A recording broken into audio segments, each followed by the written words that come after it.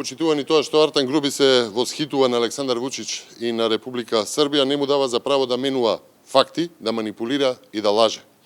Прво, Србија распиша тендер за автопат, за кој што ги споредува Груби двата договори и овозможи експроприација на така наречена брза трака за документи. Но не и промена на закони, спротивно на Устав, не изедначува легално содивоградба, нема газење врз археолошки локалитети и секако не со пенали од над стотици милиони евра. И секако со позната траса, со познат проект, без газење на законите за урбанизам и за градење. Автопат во Србија 112 километри, широк 30 метри, со 139 објекти на него, 84 моста, 26 надвозници, 3 подвозници, 10 раскрсници познати како петли, по 3 одморалишта и паркинзи, но и регулација на реката Морава и незините притоки и изградба на телекомуникации по самиот автопат. Сето тоа по 7 милиони евра по километар во Србија, а во договорот на Груби по 20 милиони евра за Македонија со многу помалку ставки. Толку споредбата со Србија, идеалот на Артан Груби.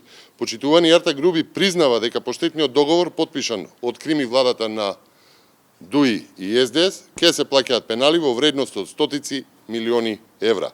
Подпишаа договор без национален легитимитет и консензус. Сега Груби вели ништо немало да ги спречи, а тоа ќе чини дополнителни стотици милиони евра, затоа што проектот ќе се продолжил за уште 2 години заради непроменети закони. Идната влада на ВМРО ДПМНЕ по вака подпишан договор има две опции. Првата е да се раскине договорот, пред судот во Париз да се изгуби по префатените закони на Англија и Велс. Тоа ќе чини стотици милиони евра штета, но без квадрат поставен асфалт. Втората, да се зачува суверенитетот, да се зачува уставот и законите и автопатот да се заврши во рамки на македонските закони и македонските процедури. Така би се продолжило времето на изградба, но и сумата, заради катастрофалниот договор и обврските преземени од Крим и владата на ДУИ и помалиот партнер СДС. ВМРО ДПМНЕ има план како сето тоа да го надомести. Ви благодарам. Утре повторно обид за избор на председател на судскиот совет. Кој е вашиот коментар? За состојбите во судството и во обвинителството директно виновна е владата на ДУИ и помалиот партнер СДС. Мафијата на власт си најде чираци во судството и во обвинителството за да им се амнестира криминалот. 6 години велеа дека ќе направат реформи и реизбори, дека ќе правеле поинакво судство, а денес креваат раце од сето тоа. Раководството во судството и во обвинителството се нивни, на ДУИ и на СДС.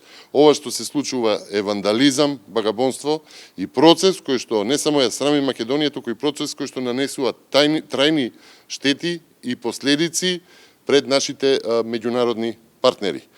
Партиски кланови се борат кој да биде председател, па кој потоа да биде избран за судија.